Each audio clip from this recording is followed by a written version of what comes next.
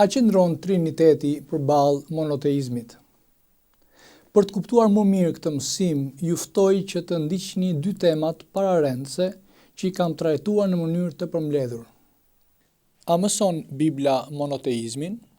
Monoteizmin e gjejmë jo vetëm tek patriarkët, jo vetëm tek Mojsiu, jo vetëm tek profetët, jo vetëm tek Krishti, por edhe tek apostujt, të cilët besuan, mësuan dhe luftuan për monoteizmin.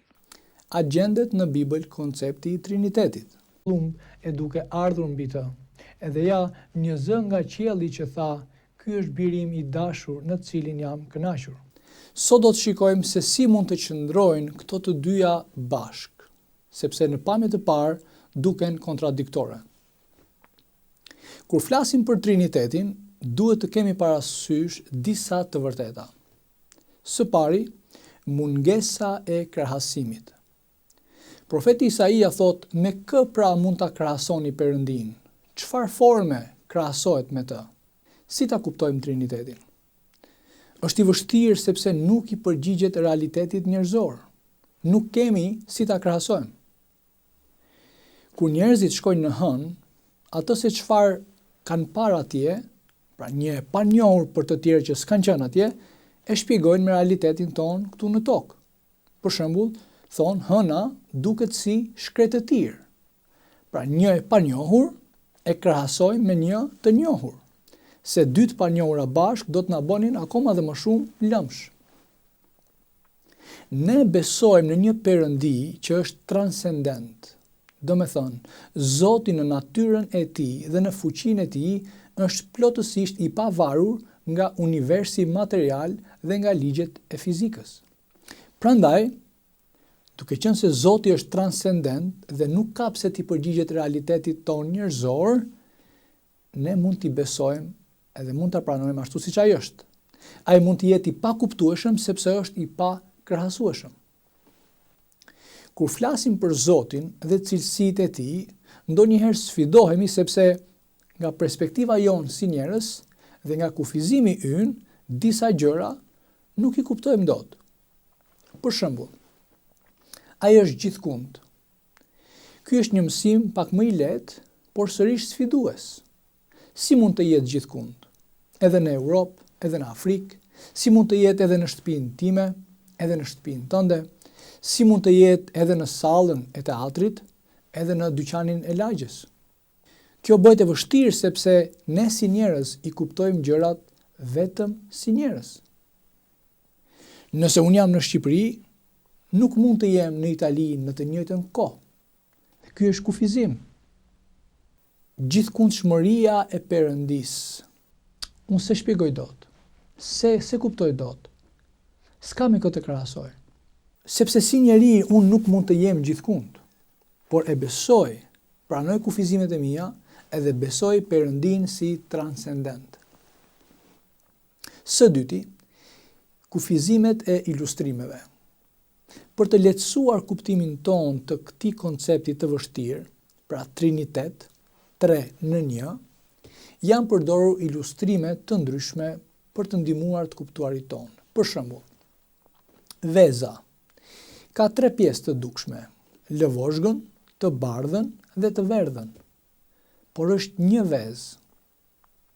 Apo trekëndëshi, ka këndin A, B, C, por është një trekëndësh. Nga ana matematikore, thonë se 1 + 1 + 1 s'mund të bëjë 1. E vërtet, po 1 shumëzim 1 shumëzim 1, sa bëjnë? E vërteta është që të lodhesh sa të duash, të gjesh ilustrimin më të mirë në botë, sërish do të jetë i mangët, sepse s'mund të përshkruaj me saktësi të plot Perëndin që është jashtë universit ton, pra është transcendent. Së treti, thjeshtimi. Triniteti ka qenë edhe mbetet i vështirë për besimin e krishterë. Apostujt e mësuan, e shpjeguan këtë doktrinë, shpesh edhe korrigjuan doktrina të ngjashme, por të pavërteta. Etrit e kishës gjithashtu u morën me saktësimin e kësaj mësimdhënie. Këmbgulja e etërve të krishtërimit për ta sjellë Trinitetin bazuar në shkrime, tregon se nuk ka manipulim. Ndryshe, do ta kishin thjeshtuar dhe sjell siç e donin njerëzit, siç e kuptonin ato më mirë dhe më lehtë.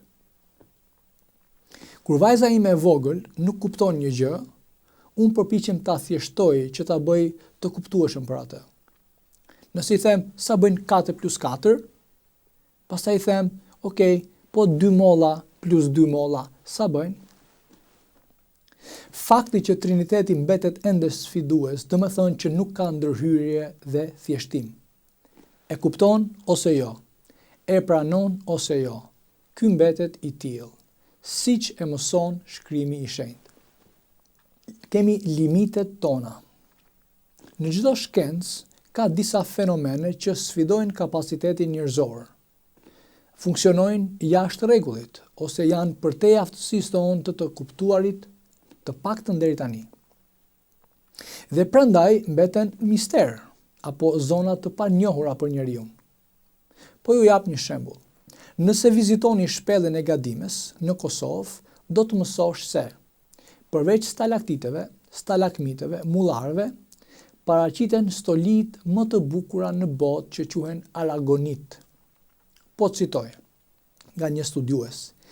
Kanë qenë shkencëtar nga e tërë bota dhe nuk kanë mundur të vinë me një teori se pse janë formuar ato. Ato formohen në kundërshtim me gravitetin. Kemi stalaktitet dhe stalagmitet që formohen nga lart poshtë apo nga poshtë lart, edhe aragonitet që formohen pjertas. Shikojmë pra që koncepte të vështira dhe të pashpjegueshme ka në çdo fushë. Ne masim gjithçka nga perspektiva njerëzore. Kjo e bën diçka normale apo jo normale për ne. Por gjithashtu është një tregues i fortë i kufizimit ton. Fakti që unë se kuptoj apo se shpjegoj dot diçka nuk do të thonë që nuk ndodh apo nuk është i vërtet. Tregon thjesht që unë jam i kufizuar. Të thuash 3, por 1 nuk bën shumë sens. A është ky koncept i vetëm që sfidon kapacitetin njerëzor? Unë them jo. Realitetet të pashpjegueshme ende të paktën ka në çdo shkencë. Triniteti nuk e hedh poshtë monoteizmin. Ai kuptohet aq sa Zoti na ka zbuluar. Nëse themi më shumë, vetëm mund të bëjmë spekulime. Ne kuptojmë një pjesë edhe besojmë një pjesë. Zoti s'ka pse përshtatet për të bërë i besueshëm për mendjen dhe realitetin ton të kufizuar. A kuptoj unë çdo aspekt të këtij mësimi mbi Trinitetin? Jo. Kuptoj që kemi të bëjmë me Trinitet, 3 në unitet, 3 në uni, pra 3 në 1.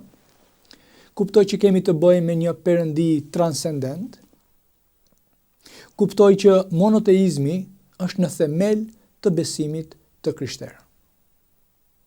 Ju përshëndes.